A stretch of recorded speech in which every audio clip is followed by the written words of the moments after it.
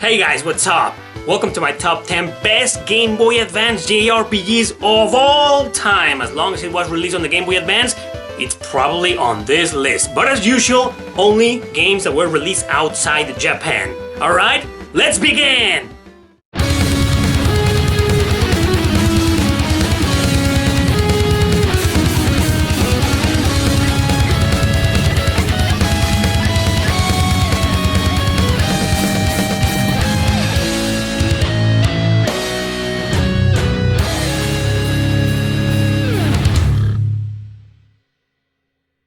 Number 10. Summon Night Soulcraft Story 1 and 2.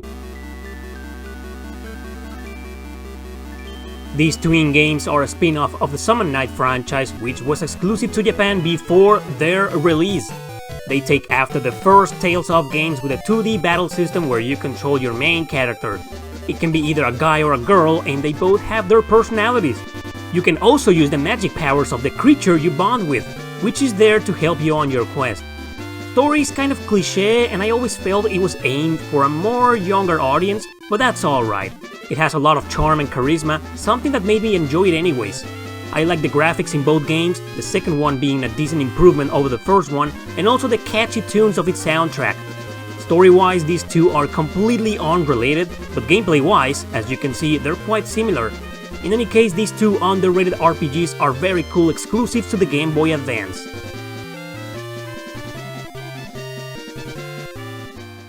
Number 9. Tactics Ogre, The Knight of Lotus.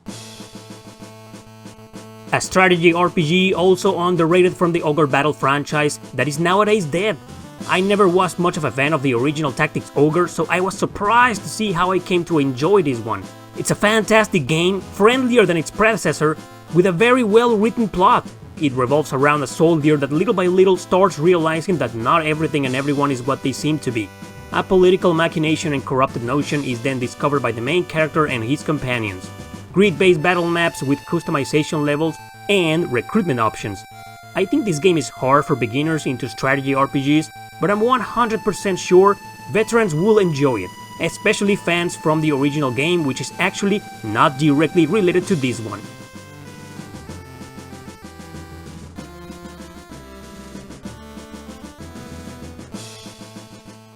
Number 8. Breath of Fire. This is a port from the original game on the Super Nintendo, greatly done in my opinion. I've been a fan of that version for a long time, and now that I've experienced this Game Boy Advance port, I know I can still vouch for it. It's a classic turn-based RPG where you control a party of several characters that join you on your quest to defeat evil. It is a pretty basic and standard plot, but you gotta remember that this was the first in the series, early in the JRPG golden age. The port looks obviously better, introducing some small features that weren't in the original. Either way, you're fine playing whatever version you seem fit, but I think this one is slightly better, which is why I included it on the list. The second game was also ported to the Game Boy Advance, but I'm not that big of a fan of it, so consider this one as an honorable mention. Number 7. Final Fantasy IV. Here's yet another port from an all-time classic, also originally released on the Super Nintendo. It's a great game available on many different systems, obviously for a very good reason. There's not much to say about a game that everyone has already told you should play, or that you probably already have. I don't think this Game Boy Advance version will disappoint you though, as it is a good place to start. Just remember, this game is a little bit more challenging than all its successors, but it's fantastic, greatly written story, its amazing cast of characters, and its engaging battle system will easily keep you going forward. Final Fantasy IV is definitely one of the best choices to play an RPG on the 32-bit Game Boy Advance.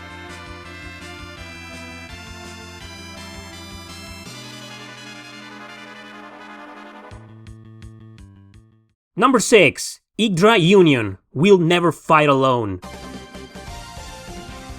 Probably among the hardest RPGs on the system, if not the hardest, is this strategy game, frantically weird but highly unique. It follows the quest of Princess Yggdra into taking back her kingdom, with the help of a group of mercenaries. On her journey, many different characters from many different races and classes will join her. The battle system, however, is the one element that stands out like crazy here. As you can see, moving around the map is grid-based but limited to a small amount of turns, which are shared among all your party members. Once you get into battle, they will fight against another group of enemies, where you will need to maneuver the morale bar up there, while carefully attacking or defending against them. Equipping cards is a huge part of the gameplay as it generally affects the outcome. This game is extremely difficult, extremely complicated, and therefore extremely hard to get into. But if you manage to understand the basics, you can learn along the way and enjoy the heck out of it. Just make absolutely sure to read a guide for this one, as there is a possibility of getting stuck forever in the game. That will also help you comprehend its unique gameplay mechanics.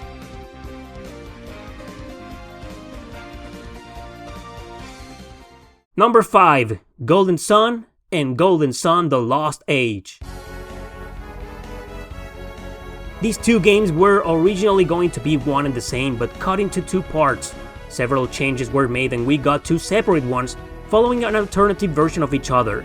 In the first one, you'll follow Isaac and friends into a quest of stopping alchemy and its destructive power. In the second one, you'll play as Felix and his companions to do the exact opposite. What's very interesting about this pair is precisely how the story was approached from both sides for us to understand each part of it. Gameplay is almost identical in them, with a turn-based battle system into a party of 4, with skills and magic being a crucial part in it. Both games are full of diverse dungeons, which act more like mazes in order for you to solve puzzles. I see these two games as a big game cut in two parts, as it was intended to be. And it's a love letter to classic turn-based RPGs that you probably already know is among the best adventures on the Game Boy Advance.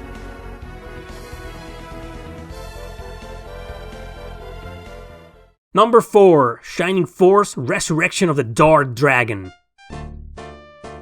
Also made by the same company that made Golden Sun, Camelot Software Planning, this is a remake of the original game on the Sega Genesis released in 2004. It includes new features such as 3 new playable characters, including one that brings out the card system to use them in battle. It's a strategy RPG, one of the precursors of the genre, in a top-down view during a grid-based map. Again, the story doesn't really stand out much because it's pretty classic, but it does deliver a couple of interesting plot twists here and there.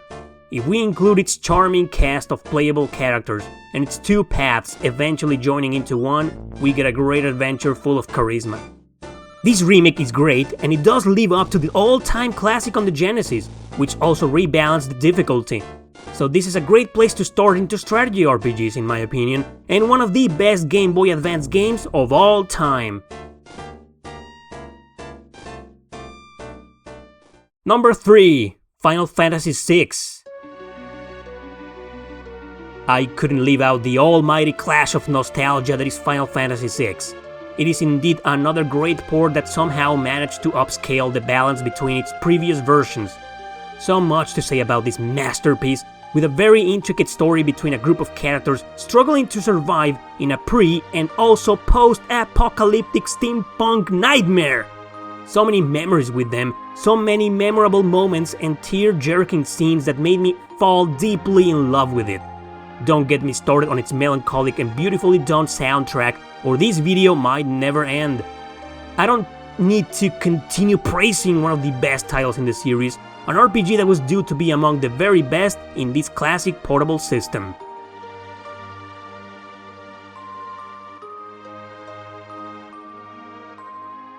Number 2. Fire Emblem: The Sacred Stones. Being a huge fan of the series for many years now, it was no surprise that 2 mightiest strategy RPGs will top my list.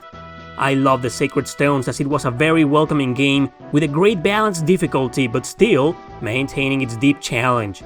The story will eventually merge, but not without letting the player to make the decision of following one of the 2 main characters' routes. Obviously one is slightly easier than the other, but both are totally worth experiencing, with their amazing and diverse cast of characters. If I may be so bold, the Sacred Stones is the perfect way to start on the franchise, something I've said a couple of times before in other videos. This excellent game, exclusive to the system, is one of the best RPGs on the Game Boy Advance and also one of the best titles in the nowadays very popular franchise.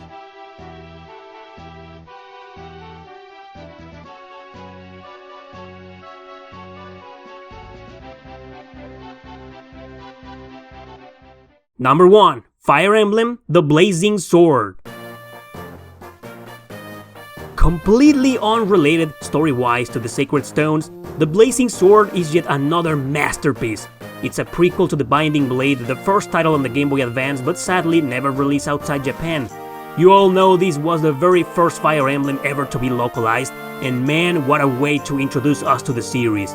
I loved everything about it, including its 3 playable heroes in a world torn by chaos and war. Much detail was put into the strong character development and the dialogue of every single party member. A challenge awaits you with its difficulty, but without being insanely hard. Great missions, great maps here with many different objectives, several recruitment options, and its mesmerizing tactical beauty. I love this game as I think everything in it is almost perfect, so it's no wonder why I chose it for the very first place in this list.